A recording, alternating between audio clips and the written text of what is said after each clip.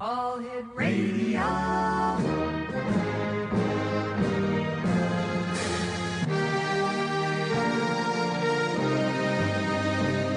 Welcome to the X Zone, a place where fact is fiction and fiction is reality. Now, here's your host, Rob McConnell.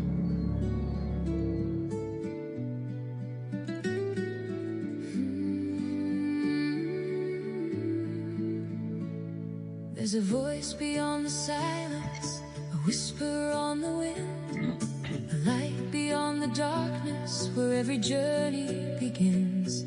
Some say goodbye forever, some say the story ends, but Mark hears another message from the love that transcends. Between the stars and memories beyond what eyes can see, there's a signal filled with wonder calling out to you and me.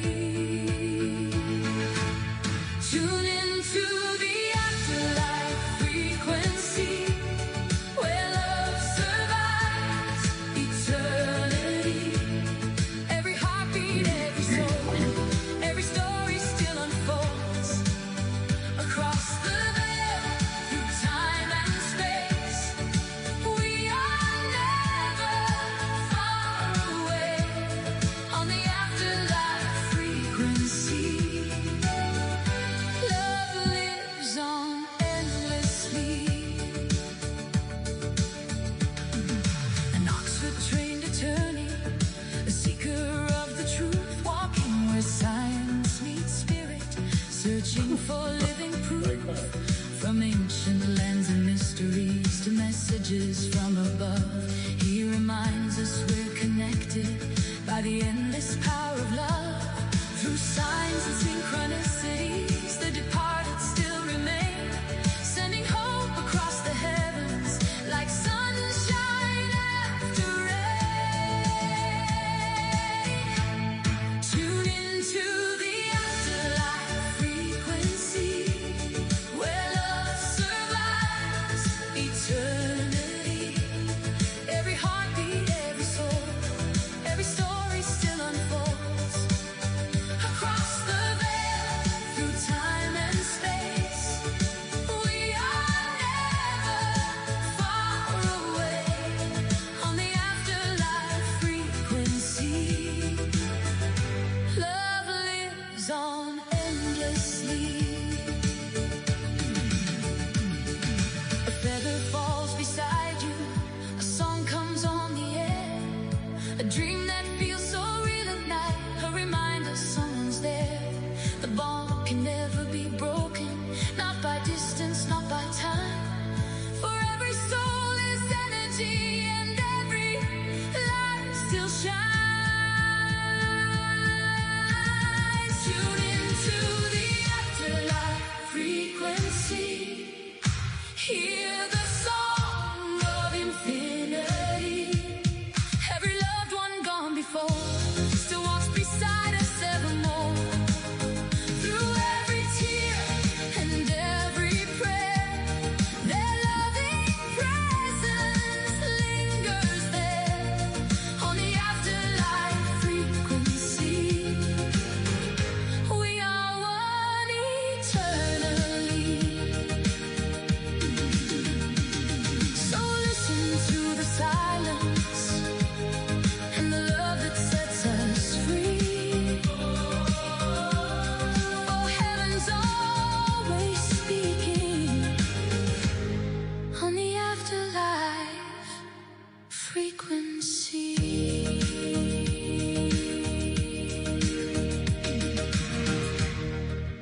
And welcome back to the X Zone, everyone. I am Rob McConnell, and for the next 2 hours, I'm your host and your guide as together we will cross the time-space continuum to this place that I call the X Zone.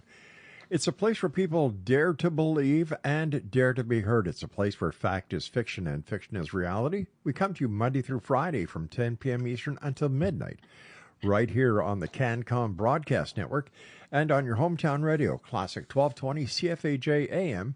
That stream us at classic1220.ca. Exonation, tonight we're exploring one of humanity's most profound questions. What happens when we die?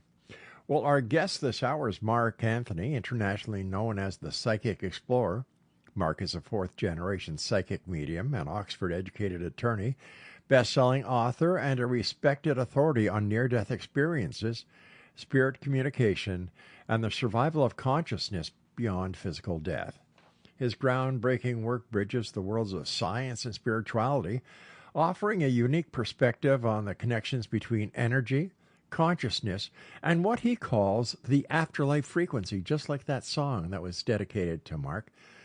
And through his books, lectures, media appearances, and private consultations, Mark has helped countless people find comfort, healing, and a deeper understanding of life beyond the veil.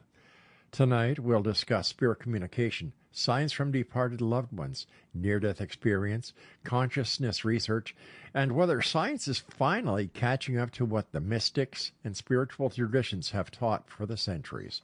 Joining us now from the great United States of America is our good friend, Mark Anthony. And Mark, welcome back to the X Zone. Thank you, Rob. It's always a pleasure to be here and to work with you. Mark, tell us a little bit about yourself and how you got into being the psychic explorer and the gentleman behind, Afterlife Frequency. Well, as you explained when you introduced me, and thank you for that introduction, I'm a fourth-generation psychic medium. And what that means is that these abilities have been running in my family for generations. And what's really notable is that both my mother and my father had these abilities, and they ran on both sides of their family. And this appears to be a genetic trait within my family because there's been a lot of psychics and mediums. So when I was a child, my father always said, don't talk about this outside of the family. People won't understand. And I could see that he was right on the money with that when I was in school, particularly because I started school in Catholic school. And when, here I am in first grade and I'm thinking, oh, they talk about angels and saints and spirits and all these type of entities that I was already familiar with because I'd seen them. But then I started hearing the other things that they were saying, and I realized, yeah, it's probably good if I don't talk about this. But as I got older, Rob, I had contemplated going into the clergy because that's not unusual for mediums to be drawn to the spiritual. But I felt there were too many rules and regulations. So I ended up in law. Now, that's something I've never been able to figure out. If I felt there was too many rules and regulations in the clergy, but I ended up in the legal profession, which is the source of all the rules and regulations throughout our lives. So that's one of the great ironies of my life, if you will. Long story short, after practicing law for 2 decades, I left that to focus entirely on my spiritual work. And I was at a press conference in New York City, and some reporters found out that I was a psychic medium and an attorney, and they started calling me the psychic lawyer, and then that stuck. But as my work continued, and I began appearing on a number of shows, like the X Zone, and several others on both radio and TV, internet, public appearances, on lecture tours. A lot of what I do, in addition to the spiritual work, involves near-death experience and afterlife science research, paranormal investigations, UFOlogy, ancient mysteries, and another media outlet started calling me the Psychic Explorer. So we condensed my brand to Mark Anthony JD Psychic Explorer, the JD being my law degree, which is a Juris Doctorate. So that, in a very large nutshell, is how I became known as Mark Anthony JD, the Psychic Explorer. What first inspired you to write The Afterlife Frequency? The Afterlife Frequency is the result of years and years of experiences and research. I have 2 prior books out, Never Letting Go, which is a guide on the journey through grief and how spirits can help us through the journey through grief. That led to Evidence of Eternity because people began, when I was on the Never Letting Go tour, to ask me questions about the science behind spirit communication, and is there a God? Is there a hell, a heaven? Is there reincarnation? Do animals have souls? And so I started keeping track of those questions. Evidence of Eternity did very, very well. It was very well received. And what I saw is people wanted more science. They wanted more proof, more evidence, more theoretical foundations to bridge the gap between the spiritual and the scientific. And so that is what led me and motivated me to write The Afterlife Frequency. You describe yourself as the psychic explorer. What does that title mean to you, Mark? It means that I am always exploring, examining, and I have an insatiable curiosity how things work. Mm-hmm. My father and mother, my dad was an aerospace engineer. He had been a U.S. Navy SEAL in the military, and after he left the Navy, he went into aerospace. He was in the Apollo program. In fact, he was one of the guys that helped figure out how to bring Apollo 13 back. And I was a little kid, and he said the questions never stopped. How does this work? Why is this? Why is that? And he liked explaining these things. So as I progressed in life, I started to see that spirit communication, what I do as a medium, which is facilitating communication between people here in our world and spirits, it's not hocus pocus. It's not magic. It is based on human physiology and sound scientific principles. I also saw that near-death experiences have a rational and scientific basis.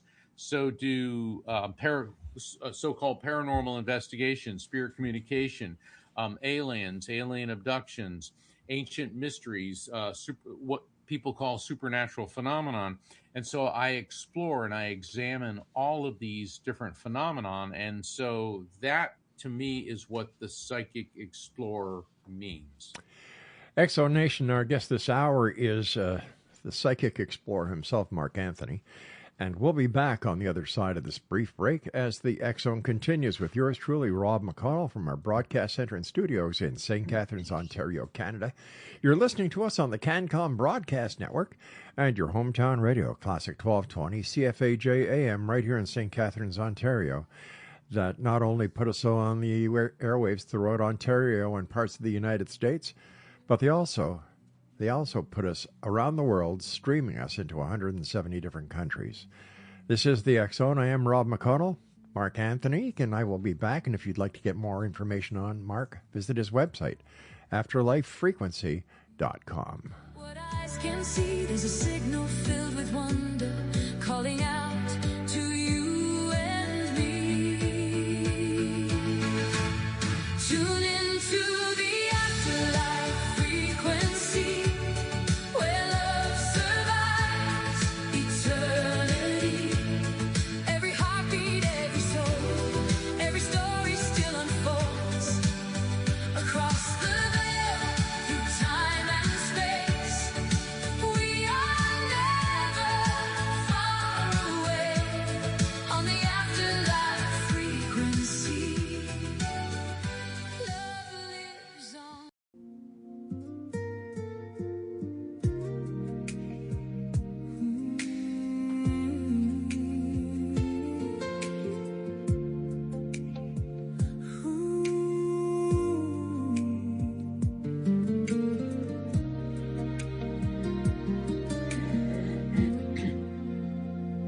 I closed my eyes and drifted away beyond the shadows of the dying day. No fear, no pain, no tears to cry, just a peaceful silence in the sky. I felt myself rise above it all, heard a distant voice gently call, leaving the world I thought I knew, crossing a doorway shining through.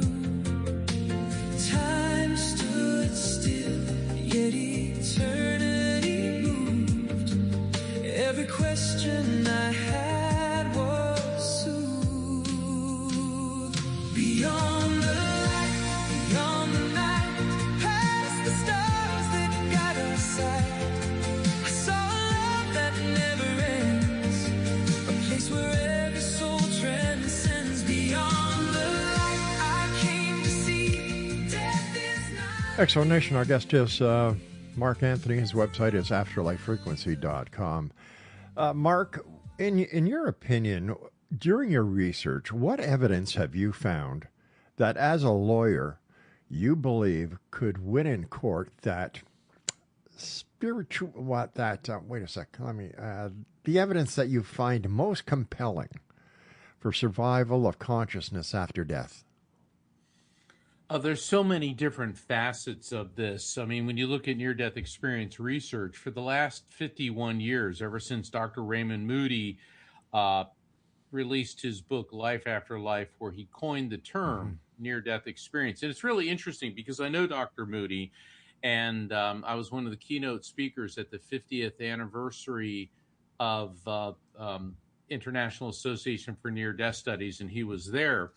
And he said if he had to do over again, he would have used the term temporary death experience instead of near-death experience, because a near-death experience could entail people that come close to being in an accident or come close to dying. But NDE, as we know it, is where people, they die and their consciousness leaves their body and it goes into another realm. They will encounter deceased loved ones. There's veridical perception. In other words, they can see things that were happening in real time, external to the location of their body. And when these type of factors are brought forth, if, for example, there was a woman in Japan who died, and she was resuscitated, and her parents were there and in the emergency room, and she said,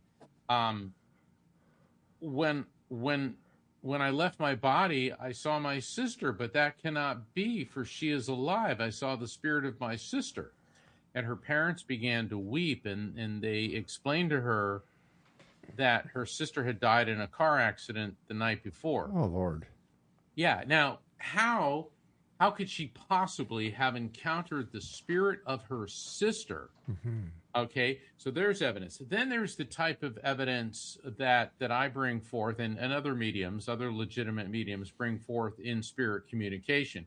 I mean, anybody can say, oh, Rob, your grandmother's here and she loves you. Well, everybody's grandmother loves them and probably baked cookies. But when you start bringing through definitive pieces of evidence that I couldn't possibly know. For example, today I was doing a reading. It was on the phone. So when people say, oh, you're cold reading, all right, well, this is a phone reading, so I could not see the person. I can't look for visual clues. And the second I opened up the frequency, Rob, her mother's spirit came through. And I said, is your mother in spirit? Because I'm getting a mother. She goes, yes. And I said, this is going to sound really weird. She's projecting to me an image of her dressed up like she's Marie Antoinette, and she's standing in the Hall of Mirrors at the Palace of Versailles. Now, Rob, that sounds pretty weird, doesn't it? Yeah, even for you. Yeah, even for me, that's really weird. And the thing is, I've been doing this long enough to where I know no matter how weird it is, you say it. And the client on the phone, she goes, oh, my Lord. She said, well, my family comes from France, and they come from the area right around Versailles. And then she said, and in the research of my family genealogy, my family, they were French aristocrats, and they were actually in the court of Louis XVI and Marie Antoinette at Versailles. Now, wow, how could I possibly make something like that up, which is 100% right on target? Not only did her family come from Versailles, but her mother's family could track their lineage to aristocrats who were actually, in the court of Versailles between Louis the 14th, 15th, and 16th. So, and I mean, I could go on and on and on, but there's a lot of pieces of evidence like that. There's also been scientific studies in the past couple years. The lucid dying study, which is centered on both the U.S. and the U.K. Through Columbia University, and Dr. Sam Parney, a really fantastic research scientist, studies of hundreds of people who went into cardiac arrest. And when they went into cardiac arrest, as part of the study, they were immediately administered an EEG, an electroencephalogram, and to monitor brainwave frequency. So for the people, all the people as they died, they're all 5 brainwave frequencies, gamma, beta, alpha, theta, and delta, surged off the charts. Now, this really surprised scientists because the general consensus before that was, oh, well, when you die, your brainwave frequencies just sort of slow down and fizzle out. Right. But they're surging off the charts. 1 in 5 of the survivors reported a near-death experience, going through a tunnel into a light, encountering deceased loved ones, and so on and so forth. And so the conclusion of the study is that our consciousness appears to survive physical death. So now we're going beyond mediumship, we're going beyond near-death experiences, and now we're going into hard science, which is able to quantify, at least from an energetic standpoint, that not only does our brainwave frequency surge at the point of death, which would mean your consciousness, which I refer to as the electromagnetic soul, is intact and then leaves the body. But when these people come back with accurate details of things that happened external to their body, for example, I spoke before about the woman in Japan whose daughter had died. People will come back and they say, well, my spirit was wandering around the hospital and it went down the hallway and I heard what my parents were saying. And that was exactly what they did say, or even farther than that. But the thing is, with near-death experiences, it doesn't have to be in a hospital setting. It occurs in all forms of people dying. Well, you yourself had a near-death experience. I did.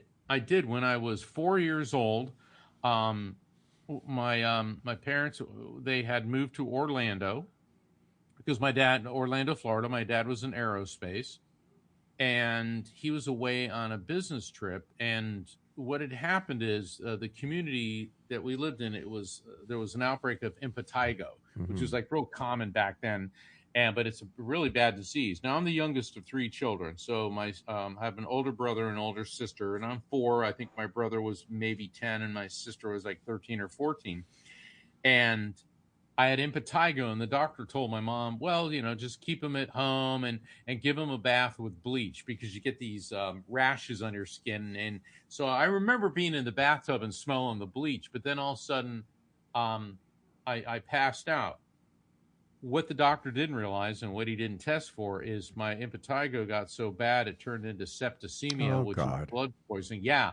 And I went into cardiopulmonary failure. My mom saw like I wasn't breathing and she started screaming, and she pulled me out of the bathtub and ran out in front of the house screaming, help me, my baby's dying. Well, my brother had run across the street because there was a fireman that lived there, Fireman Rory. Okay, he was a real nice guy. Everybody in the neighborhood liked him. He came over and he started doing CPR on me. Meanwhile, my sister called an ambulance. So the ambulance gets there. They put me in the ambulance. My mom jumps in with them, and they put an oxygen mask on me. But the door to the ambulance slammed shut on the oxygen hose. Oh, God. And all of a sudden they lost me. And my mother said, the paramedic says, we lost him. He stopped breathing.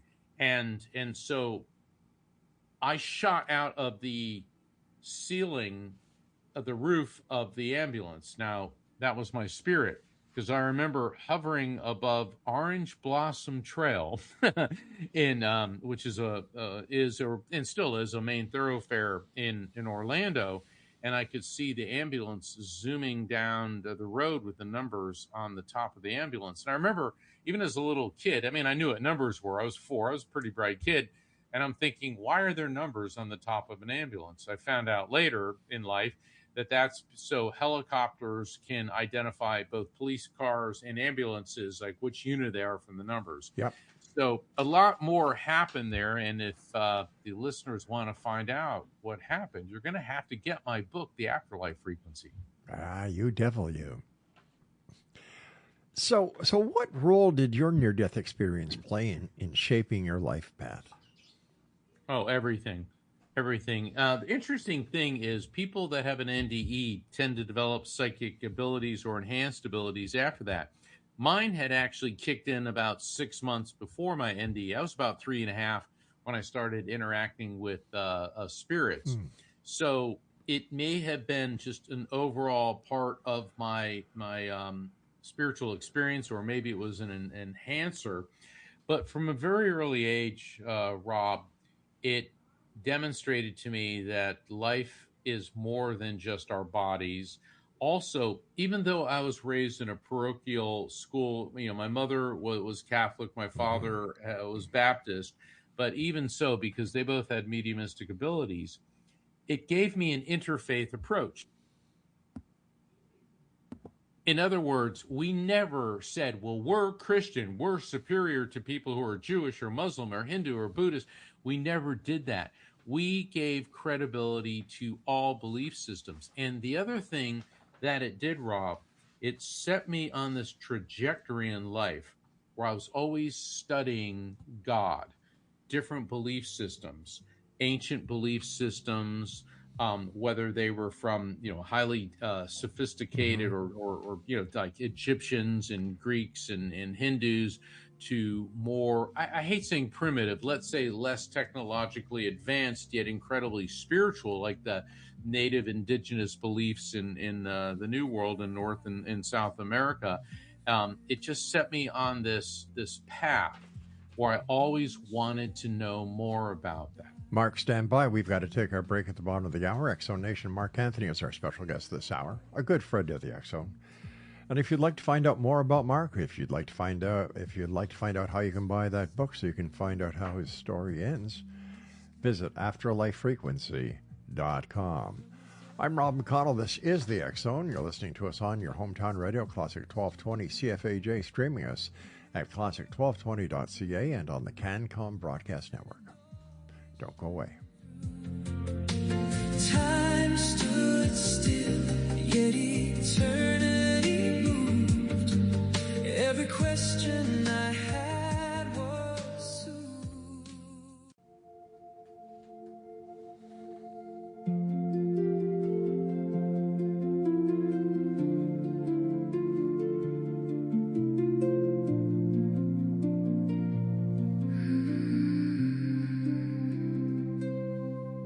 When the world grows quiet and the daylight fades, we drift through the doorway that the moonlight made. Beyond every memory, beyond every fear, dreams paint a picture that only we can hear. They carry our questions on rivers of light, sailing through shadows in the middle of the night. A whisper from tomorrow, a lesson from the past, a fleeting constellation that was never meant to last. Dreams are the lanterns in the dark of the soul, guiding us gently where we're meant to go. Like a compass in the ocean, like a star in the sky, they teach us how to walk, they teach us how to fly. Dreams are the land. Welcome back, everyone. Mark Anthony is our special guest this hour. www.afterlifefrequency.com. Mark, how can people who have had somebody pass and they're really missing the person who has no longer walking this planet, and their grief is very severe, and and they have these dreams, they have these thoughts that they believe that the person is with them, but maybe not. They're with them. Maybe it's just their imagination. How can they tell if the spirit of the loved one is actually with them on this side of the veil, trying to get their attention? Rob, that is such an important question. I'm glad that you brought that up. The truth is, the spirits of our loved ones can be with us constantly. Now, that doesn't mean we're holding them back or anchoring them to this world. They're pure electromagnetic energy, and I can explain what that is later, but they move at the speed of light, so they can zip in and out and see us. And when we grieve them very heavily, our brain emits these electromagnetic waves, and we can measure this. So this is not some new agey hocus pocus, fruity tooty philosophy. This is actually something that can be objectively measured, is our brainwave frequencies. And spirits will pick up on that. I call those frequency beacons. In other words, think of a spider web. Everyone that you love, either in this world or the other side, is connected in a vast three-dimensional spider web. And how do spider webs work? Through vibration. Yeah. You're grieving someone, so you're sending a vibration along this electromagnetic tether. A spirit picks up on it, and it draws him or her or them to you. Conversely, a spirit can send you a signal. For example, a dream. So you have a dream where you have a coherent discussion with a loved one. And when you wake up, it feels real. So that answers part of your question. How do you know if it's real? Particularly with dreams, it feels like an actual conversation. Why? Because it is. And it has a beginning and a middle and an end and a realism quality to it, as opposed to the abstract surrealism of a dream. Feeling the presence of a loved one around you, that's a very clear sign, and it's more than fanciful thinking. One of the things, Rob, this is really cool. One of the things that I teach people, not just grieving people, but also paranormal investigators. Let's say you feel you are perceiving a loved one in your peripheral vision. Has that ever happened to you, Rob? To be honest with you, no. Okay. For a number of people, they'll feel that a loved one is around them, and they may see the person in their peripheral vision. Okay. But then they turn to look, and the spirit vanishes. Same thing in paranormal investigation. We'll be investigating a supernatural or a area filled with spectral phenomena on a hot spot, and you feel that you see something, you turn in, it vanishes. Mm-hmm. Well, the spirit doesn't vanish. It has to do with the structure of the human eye. In the retina, there are two different structures, the cones and the rods. Cones are at the center of the retina, and they govern daytime vision, color, and details. On the periphery of the retina are rods, which govern light and dark and subtle patterns. And it's like when you try to look at a comet directly, you have a hard time looking at it. You have to observe a comet through your peripheral vision. This is a technique astronomers have developed known as averted vision. Well, averted vision applies to looking at spirits. So if you feel that you're seeing a spirit, resist the temptation to look directly at it, because you're switching from rods to cones, and the spirit will give the illusion that it vanishes. And that's also why in literature and in art, spirits are depicted as hazy, gray. Why? Because the cones are what see color. The rods only see light and dark. Now, the other thing is, let's say you're suddenly prompted to turn on the radio, and there's that song. Now, that song that makes you think of your loved one. What if all of a sudden you smell a familiar scent, or maybe a perfume, your mother's perfume, or a scent associated with a loved one who died, but there's no source for it? These are other forms of frequency beacons. I describe both of these in these phenomena in both my books, Evidence of Eternity and in the Afterlife Frequency. I also want to, for people who are grieving the loss of a child, please consider joining Helping Parents Heal. Helping Parents Heal is a beautiful organization, Rob, that I'm very honored to work with. It's a nonprofit organization that spans the globe. I'm going to be one of their keynote speakers at their conference in Phoenix, Arizona in late August this year. So for people who are coping with the devastating, crushing loss of a child, visit helpingparentsheal.org. And let me tell you, I thank God every day, the divine power, we call God every day for these abilities that I've been entrusted with. But there is no more humbling honor than there is to work in the service of parents who've lost children. Rob, when you get to be in our age range, it's expected we're going to lose our parents, we're going to lose friends, we're going to lose adults, and it's hard and it's crushing and it hurts so bad. But that's to be expected. But losing a child, there aren't words capable of describing this. I know that firsthand because just a couple of summers ago, our daughter lost her little one day before the doctor was to perform a cesarean on her. Oh my God. So I know that feeling. I saw the pain that my daughter was going through, and it just tears you apart. And the pain that she still goes through tears her apart. So I'm very, very well versed on the pain of losing a little child. Absolutely. Yeah. And the position that Helping Parents Heal takes is that every child's loss is a tragedy. It is.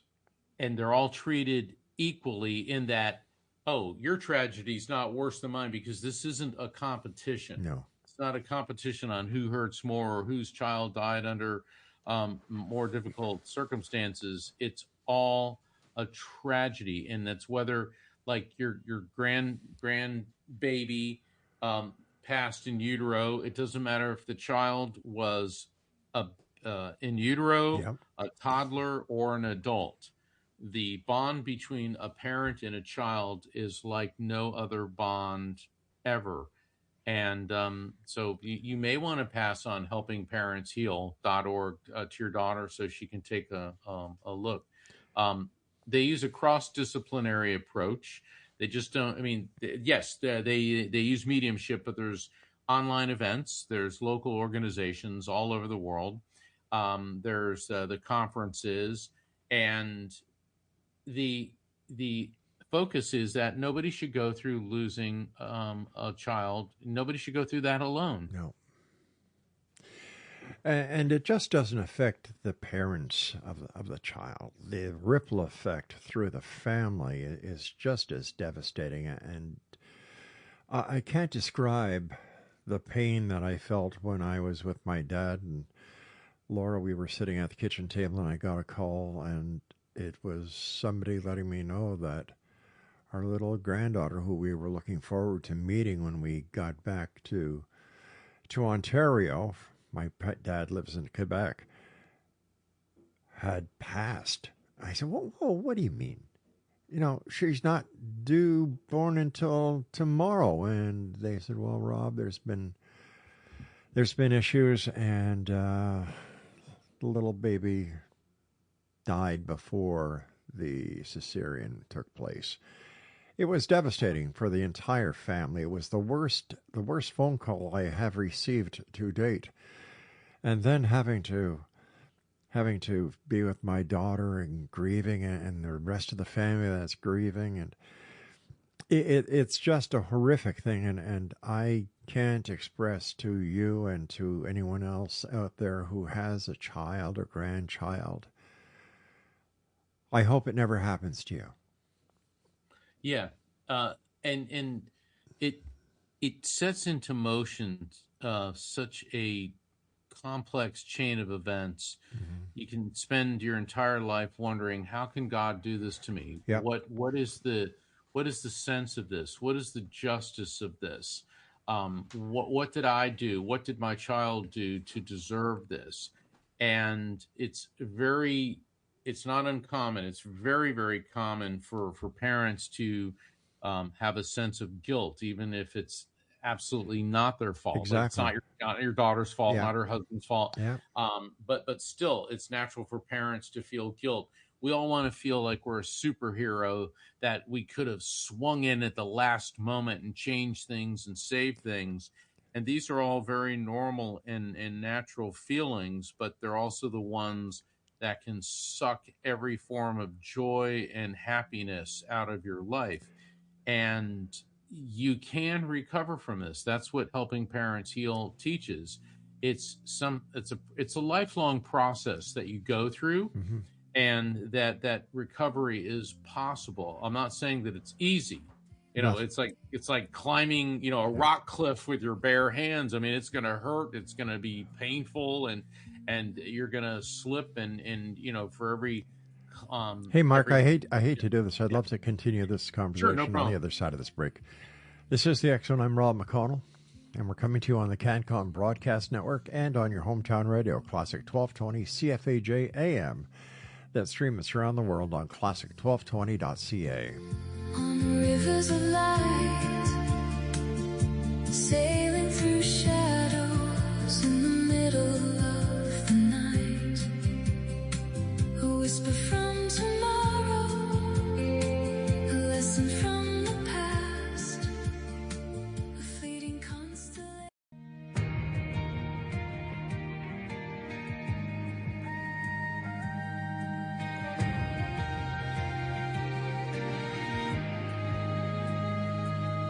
Sirens in the distance, flashing through the night, running into danger while others take flight.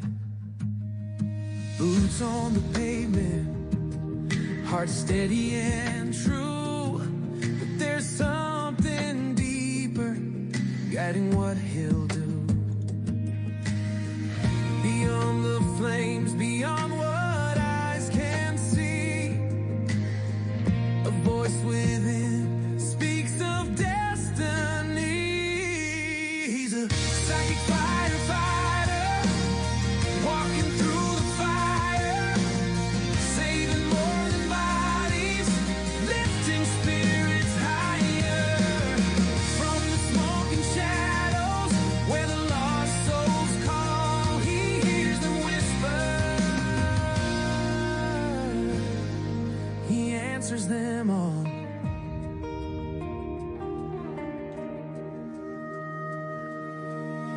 Through the heat and Welcome back, everyone. Mark Anthony is our special guest of this hour, www.afterlifefrequency.com. And Mark, as always, thank you so much for coming on the show. A great pleasure talking to you again, my friend. Before we get back to this subject of afterlife communication and how to communicate with one, and how you can help out with that, where are you going to be speaking this in the next couple of months for our listeners and viewers may be able to catch you live on stage?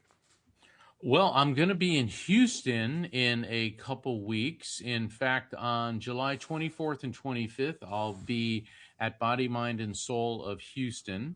And then in August, I will be in Phoenix for the Helping Parents Heal biannual convention. And that will also be live streaming. I'm going to be conducting a light circle, online light circle, which is limited to 6 people on Saturday, August 1st. To find out about all these, invite everyone to visit my website, which is afterlifefrequency.com.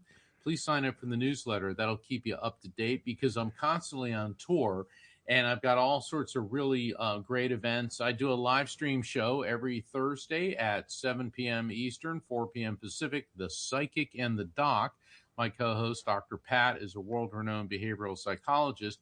We take calls from listeners. I do readings. Dr. Pat helps people with her amazing gift of intuition and street-smart sensibility. And you can find out about all of that at afterlifefrequency.com.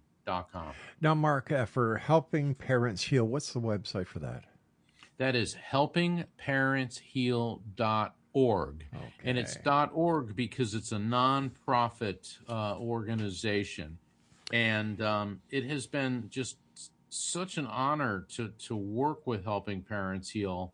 And I've met the most incredible, the most resilient, the most fascinating, and some of the deepest people imaginable. And the thing is, and it's like your daughter, Rob, being a parent who's lost a child is the most exclusive club in the world that no one ever wanted to be a member of.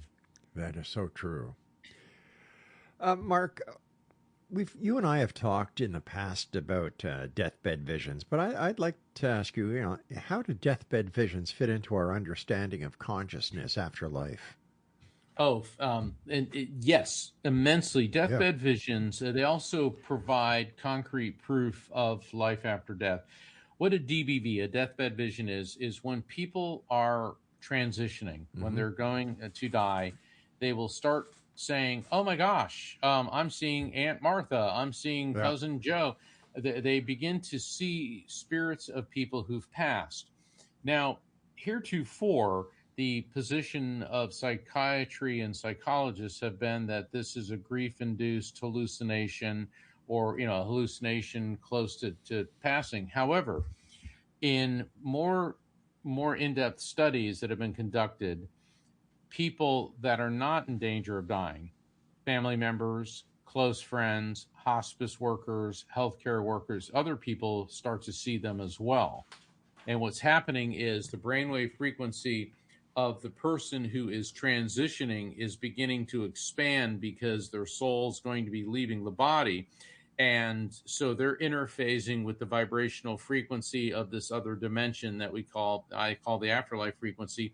Well, people in close proximity to that, their brainwave frequencies start picking up on all of this.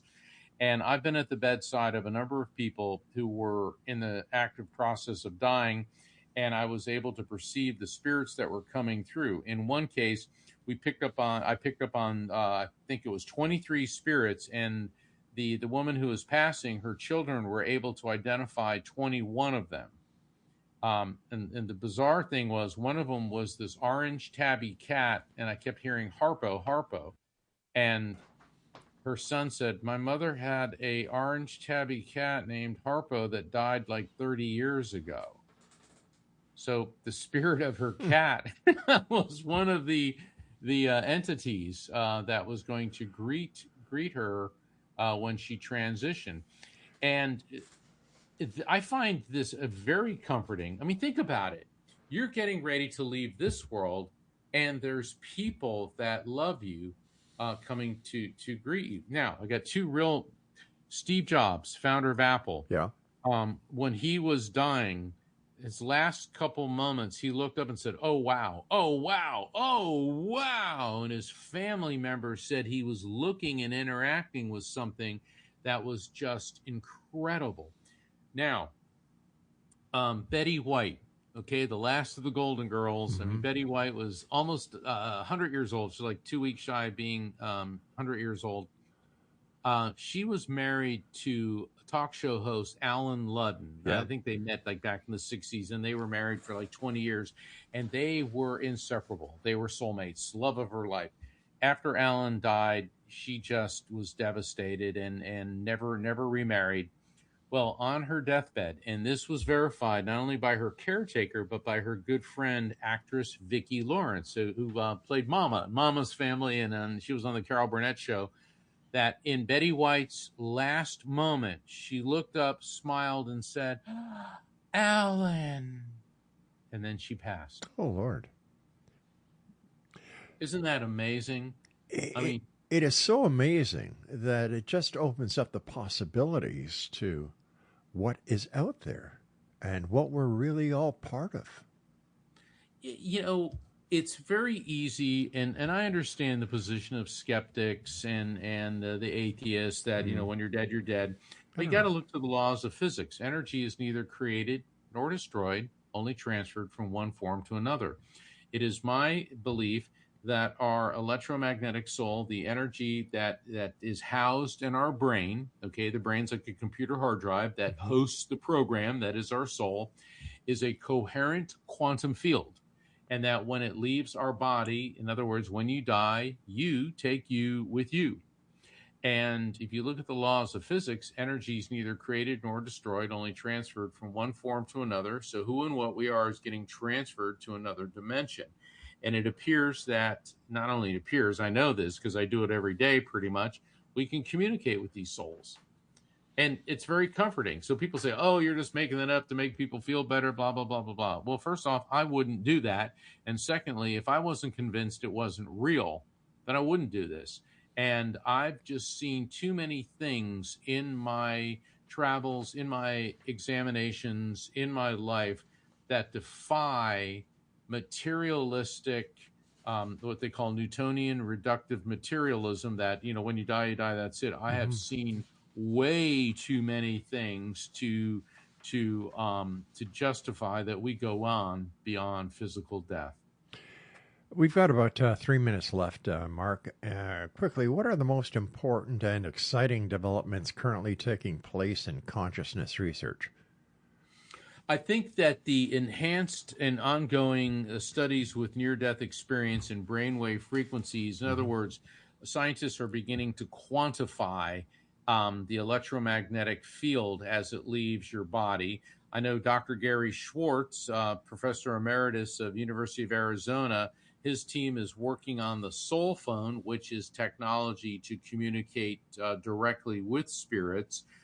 So there is a lot of things going on, both in the field of near-death experiences and afterlife research, to not only prove that life exists beyond the physical, but also to develop technology to communicate with that. Now, I'm the biotechnology that can communicate with it. And one of the presentations that I'm going to be giving this year is how we are wired for spirit contact and how our DNA actually has properties of a fractal antenna. Now, that's a huge discussion that we're going to have to take up another time, Rob.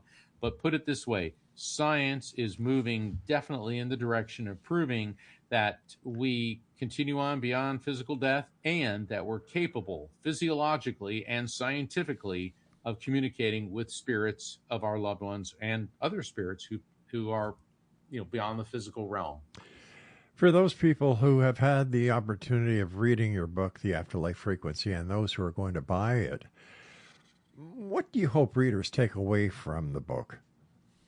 That the divine energy we refer to as God exists. There's something much greater that flows through all of us, connects us. That the afterlife is real. That souls are immortal living entities. That humans can communicate with souls. And that we will be reunited with our loved ones when it is our time, our appointed time to leave this material world. Looking ahead, what mysteries about consciousness and the afterlife are you most eager to explore?